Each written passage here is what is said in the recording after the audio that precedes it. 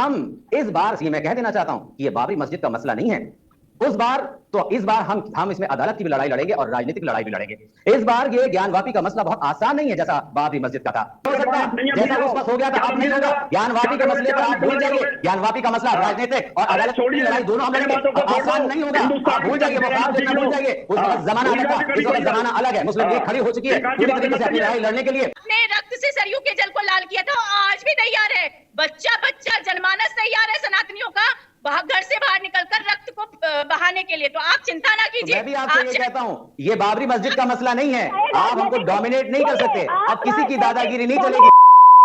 जय श्री राम दोस्तों। तो कैसे आप सभी लोग। दोस्तों, मुस्लिम लीग के चेयरमैन मोहम्मद अतीक के चेहरे के एक्सप्रेशन, बात करने के तरीका और टोन को देखकर आप समझ सकते हैं कि इस बंदे में कितनी भी नफरत हो। दोस्तों, मुद्दा कोई भी हो, कोई भी बात हो, कोई भी मसला हो, लेकिन किसी भी व्यक्ति में इतनी ज़्यादा नफरत नहीं होनी चाहिए।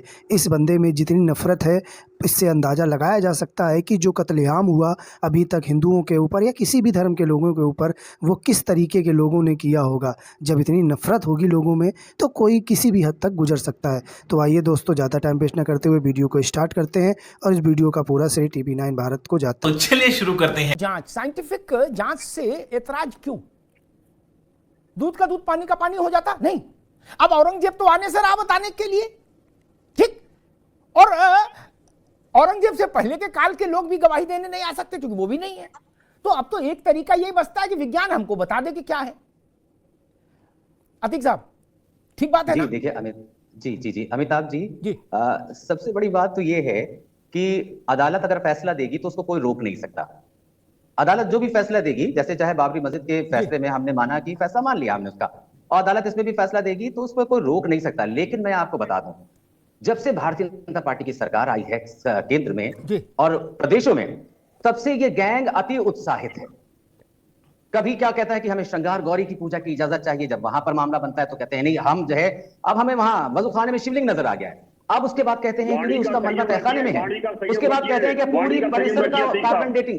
नहीं, आप गैंग नहीं बोल खामोश हो जाइए, मैंने चुपचाप सुना है, आपको सुन लीजिए। आप गलत बोलोगे तो मैं विरोध करूंगा। खामोश हो जाइए। नहीं गलत। अमिताभ जी, ठीक राव साहब, भाई आप मोहम्मद अतीक साहब, गैंग शब्द ठीक नहीं, बाकी आप अपने तर्क रखिए जी।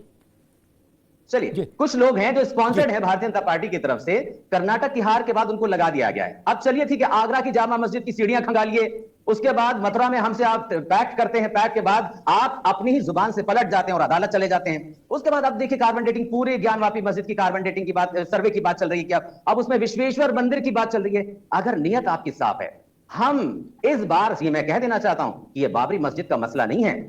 उस बार तो इस बार हम इसमें अदालत की भी लड़ाई लड़ेंगे और राजनीतिक लड़ाई भी लड़ेंगे। इस बार ये ज्ञानवापी का मसला बहुत आसान नहीं है जैसा बाबरी मस्जिद का था। जी हां, समझ लीजिए, ये अब नहीं होने वाला है कि मीठा मीठा गप गप और कड़वा कड़वा थू थू। हम अपने अदालती हक का इस्तेमाल करेंगे, राजनीतिक हक का इस्तेमाल करेंगे। और अगर आप ये चाहते हैं, आप तो बेबाक हो गए, आप तो बेबाक हो गए, आप तो आरएसएस के चीफ की बात भी नहीं मानते। उन्होंने कहा कि हर जगह शिवलिंग क्या देखना, लेकिन आप ना सरकार के कब्जे में है, ना आरएसएस के कब्जे में है, ना ही आप किसी धर्मगुरु के कब्जे में। कथावाचक उठते हैं, कहते हैं कि हमें जो है अब जामा मस्जिद, आगरा की जामा मस्जिद में हमें सर्वे कराना चाहिए, वहां पर जो है श्री कृष्ण जी की मूर्तियां हैं वहां पर। का जमाना है, समझे जी नहीं, इस वक्त अब नहीं हो सकता जैसा उस वक्त हो गया था, अब नहीं होगा। ज्ञानवापी के मसले पर आप भूल जाइए। ज्ञानवापी का मसला राजनीतिक और अदालत की लड़ाई दोनों हम लड़ेंगे। आसान नहीं होगा, आप भूल जाइए, वो ख्वाब देखना भूल जाइए। उस वक्त जमाना अलग था, इस वक्त जमाना अलग है। मुस्लिम लीग खड़ी हो चुकी है पूरी तरीके से अपनी लड़ाई लड़ने के लिए। समझ लीजिए, आपके लिए ये झूठ, आप झूठ बोलना आपको महंगा पड़ेगा। ये जो हर जगह आपको कुछ नजर आ जाता है, ये अब आपको अपना चश्मे का नंबर बढ़वाना पड़ेगा। कहीं ना कहीं हर जगह जो कुछ आप देख लेते हैं, हमारी आस्था को चोट पहुंचाते हैं, हमारे धर्मगुरुओं को कुछ भी कहने लगते हैं, हमारे वंशजों को कुछ भी कहने लगते हैं। जी, जैसा अभी अमिताभ जी, अतीक जी कह रहे थे ना कि इसको राजनीतिक मुद्दा बनाया जाएगा। मैं बताना चाहती हूँ, आपका सवाल बहुत सही है कि इकलौते हम लोग हैं जिनके भगवानों को लगातार, जिनके इष्ट देवताओं को जो हमारी आस्था का विषय, उन्हें अदालत तक खींचा जाता है। उसका कारण यह है कि आप लगातार राजनीति का बल लेकर ही 500 साल तक अयोध्या के प्लेट में सजाकर किसी ने अयोध्या का राम मंदिर नहीं दिया था। 500 साल के खूनी संघर्ष के बाद राम मंदिर मिला था। और ये तय है कि आप उस चैनल्स की डिबेट पर बैठकर जब आप बोल रहे थे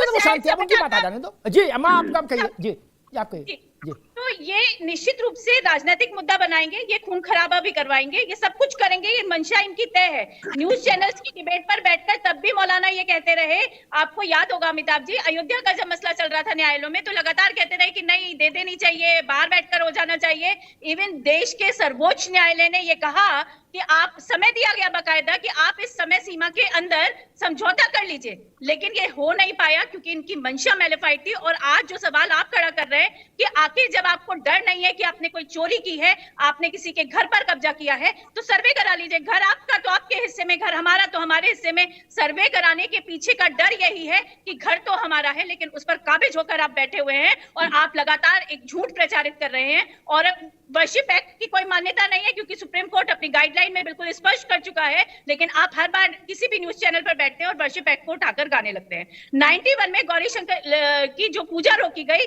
वो सपा सरकार ने रोकी और ये कहकर रोकी कि लॉ एंड ऑर्डर को खतरा है। आप लगातार हम पर दबाव बनाए रहे सिर्फ राजनीतिक लोगों के बल पर, और वो राजनीतिक लोग जिनकी मंशा में गद्दारी थी हमारे साथ, जो वोट तो हमारे चाहते थे लेकिन वो चाहते थे कि तुष्टीकरण की राजनीति करते रहे और लगातार आप लोगों की वोट लेते रहे। लेकिन अतीक साहब, मैं आपको बताना चाहती हूँ कि अब सिनेरियो बदल चुका है, भारत की आत्मा बदल रही है, भारत का मन बदल रहा है, भारत अपनी आस्था को, अपने विश्वास को जानता है, समझ रहा है। ये बिहार का उदाहरण आप देख लीजिए, दूर जाने की जरूरत नहीं है। जिन बागेश्वर बाबा को रोकने का प्रयास किया जा रहा था, वहां 10 लाख की भीड़ इकट्ठी हुई। तो आप जरा संभल कर बोलिए अतीक साहब, न्यूज चैनल्स पे मर्यादित भाषा का प्रयोग कीजिए। अब विश्वेश्वर भी आए, भाषा का प्रयोग कर रहा हूं, लेकिन जो जिस लायक होता है उसको उस जगह पे पहुंचाना जरूरी है। करने के लिए तैयार है, तब भी अपने रक्त से सरयू के जल को लाल किया था, आज भी तैयार है। बच्चा बच्चा जनमानस तैयार है सनातनियों का घर से बाहर निकलकर रक्त को बहाने के लिए। तो आप चिंता ना कीजिए। मैं भी आपसे ये कहता हूं, ये बाबरी मस्जिद का मसला नहीं है, आप हमको डोमिनेट नहीं कर सकते। अब किसी की दादागिरी नहीं चलेगी। कानून हम भी जानते हैं, देश का संविधान हम भी जानते हैं। पहले की तरह जो हमसे गलतियां हो गई अब वो हम नहीं करना चाहते। हमको भी मालूम है कि अब हमको अपने धर्मस्थलों की सुरक्षा कैसे करनी है। कानूनी तौर पर हम उसकी लड़ाई लड़ रहे हैं और ये इस बार हम जीतेंगे भी। पहले मरतबा में सुधारना पड़ेगा। अगर चेतावनी है तो आपकी चेतावनी को स्वीकार करते हैं, और अगर आप राजनीतिक मामले इस तरीके से लड़ना चाहते हैं तो राजनीतिक मैदान में भी हम लोग तैयार हैं। आप चिंता ना करिए, आप चिंता ना करिए, हर तरीके से हर पहलू पर तैयार है। रक्त बहाना है, रक्त बहाएंगे अपनी आस्थाओं के लिए। राजनीतिक समस्या चाहिए तो उसकी भी मांग करेंगे, और कानूनी प्रक्रिया पर तो आप करते ही हैं। विश्वास आपका नहीं है। जिस दिन अयोध्या का राम मंदिर का फैसला आया उस दिन भी कुछ लोग ये बताने में लगे हुए थे कि हम अपनी नज़ीरों को हटा कर जाएंगे। अतीक साहब, दोनों लोग रुकिए।